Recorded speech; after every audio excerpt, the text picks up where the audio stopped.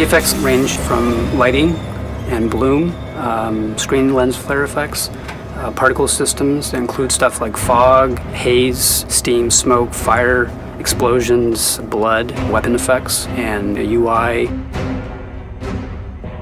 We really wanted to generate the feeling of dread and darkness and even the kind of eerie creepiness in some of the hallways with shadowing. A lot of what we try to do is generate more of a filmic experience and a cinematic experience for the player. We're all big fans of traditional filmmaking techniques like grain, post-processing, a lot of glitchiness, which ties a lot of making the player feel uneasy almost all the time. UI is user interface, and it's every way the user interacts with the game. So you have what we call the front end, which are the menus that you see at the beginning of the game.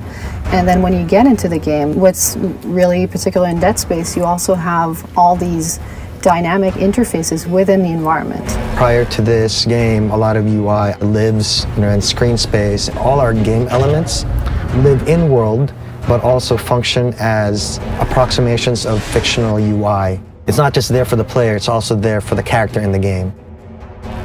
One of the things that Ian was really pushing for was a very broken future, like where everything felt depleted.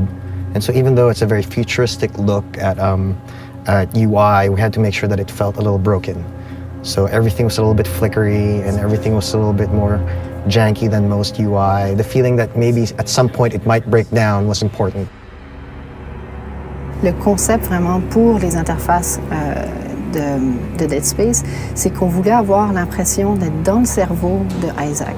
On voulait vraiment se promener avec les neurones et tout ça. On voit un peu d'activité électrique.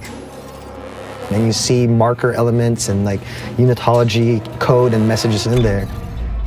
Et au fur et à mesure qu'on avance dans le jeu, on se rend compte que, en fait, il y a quelque chose de très étrange qui se passe dans le cerveau d'Isaac. For dementia, there are various moments in the game. A lot of it plays into the mind of Isaac and his memory of Nicole, and his guilt and the scarring that he had and his experience through the Ishimura on Dead Space 1.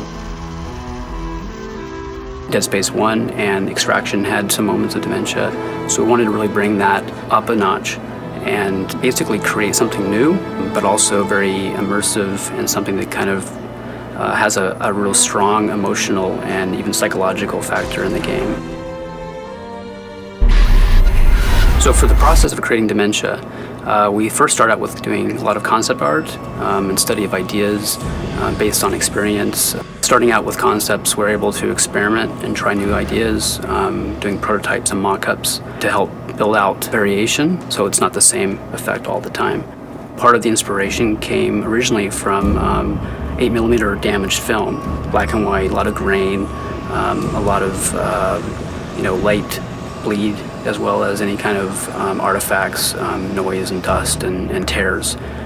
So we set out a lot of ideas into the UI initially from that, and that helped actually drive some of the uneasiness that we wanted the player to have throughout the whole game. What really pushed us into the direction we went was basically combining a lot of elements that we liked, building out layers of high-quality bloom, blur, depth of field, camera shake, as well as like a particle glitch and basically texture on the screen, which really helped build out the look and feel of dementia. A few of the fun things we've updated for this game coming from Dead Space 1, the locator system's a lot cooler. It used to be that when you press the locator button, you'd see this line run through the floor. It used to always feel like it was just jaggy, but it never used to curve around corners. It now leads you to different things. Like it used to just take you to your objective. You can also go to the store or the nearest bench. It's pretty cool. There was definitely an attempt to go for a very sophisticated look in Dead Space 2 compared to the other games that we worked on. This was definitely a little bit more out of the box. I think this is a true attempt at being a leader at something. We're making something that no one's ever seen before, and I'm really proud of it. I think I can say that. Yeah, I'm really proud of what we came up with.